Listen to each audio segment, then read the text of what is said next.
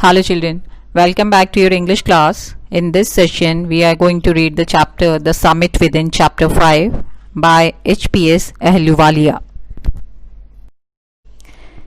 Children, The Summit Within's a story of experiences of Major H.P.S. Ahluwalia, a member of the first successful Indian expedition to Mount Everest. Ahluwalia was full of humility when he stood on the summit of Everest. He thanked God for his physical success. It was the highest of the goals for him. While getting down from the summit, he asked himself why he climbed Everest and what made him do so. People climb mountains because they present great difficulties. Man takes delight in overcoming obstacles. A climb to a summit means the demonstration of climbers' endurance, persistence, and willpower. Since childhood, the narrator has been attracted by mountains. For him, mountains are nature at its best. They have challenging beauty and majesty. They are means of communion with God. Everest is the highest and the mightiest and has defied many previous attempts. On climbing its summit, one has the sense of victory and happiness. Its view brings a spiritual change in his mind. It poses a challenge before him, which was difficult to resist.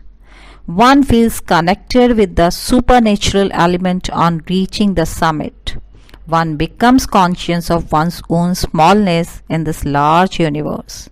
It provides physical, emotional, and spiritual fulfillment.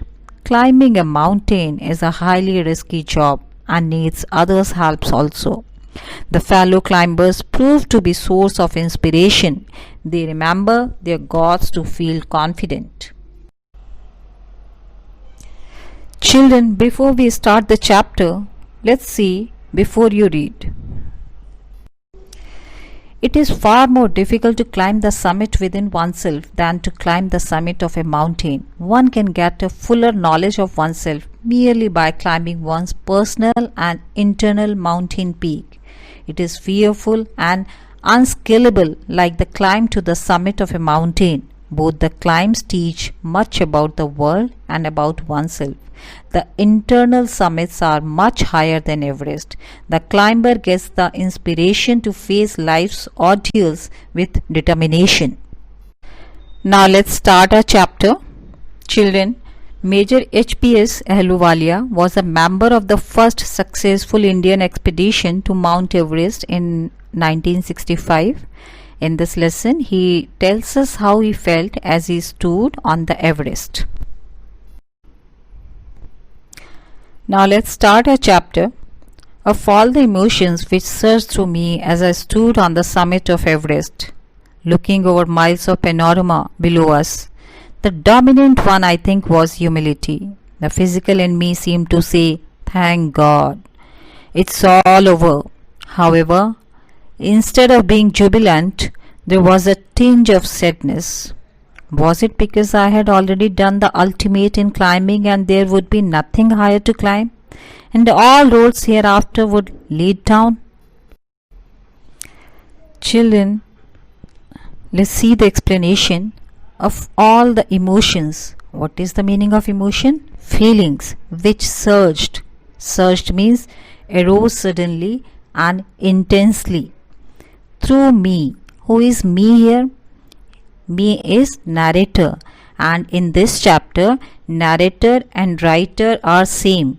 Like last bargain I had told you, their narrator was different and the poet was different, but in this chapter narrator as well as writer both are same. And who is the narrator or the writer of this chapter? That is Major H.P.S. Ahluwalia. Of all the emotions which surged through me as I stood on the summit of Everest. Summit means peak, and the name of the chapter is The Summit Within. It means within means inside, in ourselves. Looking over miles of panorama. What is panorama? Panorama means view of a wide area. You must have taken panorama from your mobile too. Below us. Below us means they were standing on the peak of the Mount Everest, the highest mountain peak, and they are looking below. They are looking below means Major HPS Ahluwalia and his team. The dominant. What is dominant? What is the meaning of dominant? Dominant means chief, strongest, main. One I think was humility. What is humility? Humility means humbleness. The physical in me seemed to say, thank God, it's all over. It's all over is the phrase, and the meaning of this phrase is it has ended. It's all over का मतलब होता है it has ended. However, instead of being jubilant, what is the meaning of jubilant? Jubilant means very happy because of success. There was a tinge. What is tinge? Tinge means trace, shade of sadness. What it because I had already done the ultimate. What is the meaning of ultimate? Farthest, utmost. In climbing, and there would be nothing higher to climb, and all roads thereafter means hereafter would lead down. Explanation of this paragraph is standing on the Everest, Major Ahluwalia felt very humble. Physically, he was very tired. Instead of being very happy, he was jubilant and said, he was not sure of the reason. He wondered if this sadness was because now there was no higher peak to climb. Means he has already climbed the highest peak. By climbing the summit of Everest, you are overwhelmed by a deep sense of joy and thankfulness. It is a joy which lasts a lifetime. The experience changes you completely. The man who has been to the mountains is never the same again. Overwhelmed means overpowered. Thankfulness means gratitude. Last means continues or goes on. Lifetime means the whole of life. In this paragraph, Major Ahluwalia says that after climbing Everest, he felt a deep sense of joy. This joy was to last the rest of his life.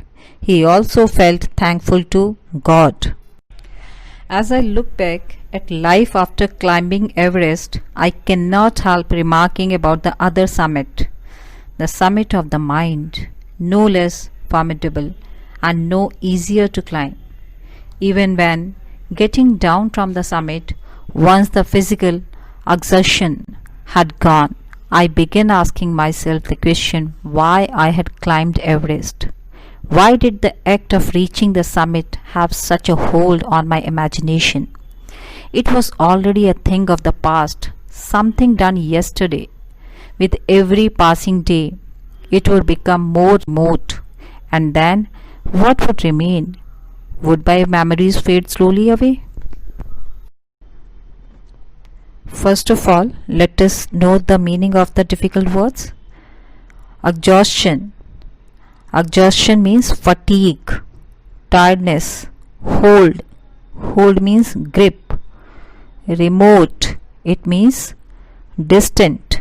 Fade means vanish.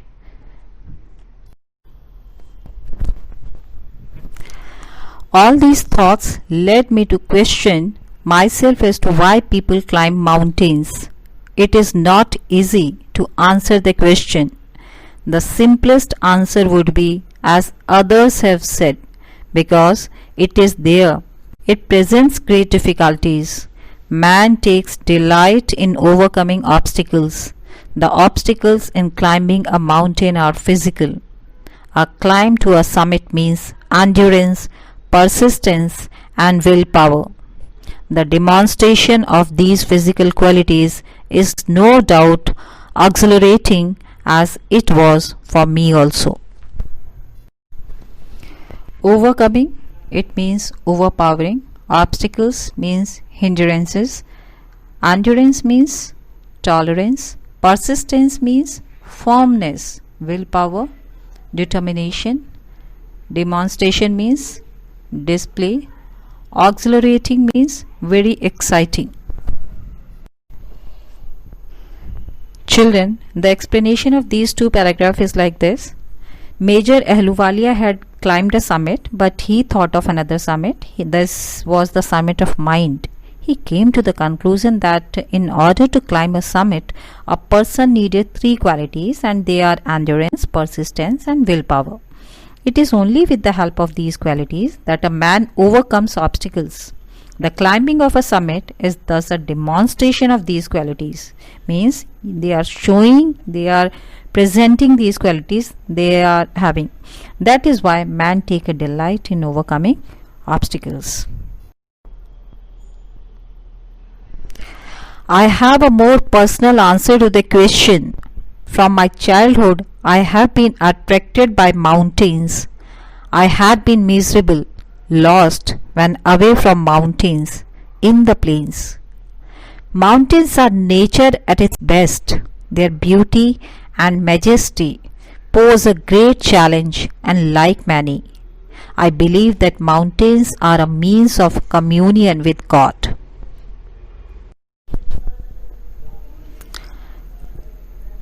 Once having granted this, the question remains, why Everest? Because it is the highest, the mightiest, and has defied many previous attempts. It takes the last ounce of one's energy. It is brutal struggle with rock and ice. Once taken up, it cannot be given up halfway even when one's life is at stake. The passage back is as difficult as the passage onwards. And then, when the summit is climbed, there is the exhilaration, the joy of having done something, the sense of a battle fought and won. There is a feeling of victory and of happiness. Glimpsing a peak in the distance, I get transported to another world. I experience a change within myself, which can only be called mystical, by its beauty, aloofness, might, ruggedness, and the difficulties encountered on the way. The peak draws me to it, as Everest did. It is a challenge that is difficult to resist.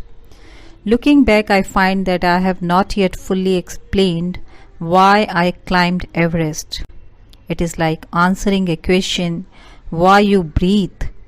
Why do you help your neighbor? Why do you want to do good acts? There is no final answer possible. Children, now let's see the explanation. Major Ahluwalia says that a question arises why he chose to climb Everest. He says that the first reason is that he has always loved mountains, and Everest is the highest and the mightiest of them all. It is a great struggle against rock and ice. So after climbing this summit, there is a joy of having done something which only a few can do. Looking at the peak from a distance, Ahluwalia is transported to another world. He has a mystical feeling. In fact, the difficulties of climbing Everest are huge, but this is what attracts him to it. It is a challenge that he finds difficult to resist. Ahluwalia says that the call to face the challenge of overcoming the obstacles was irresistible.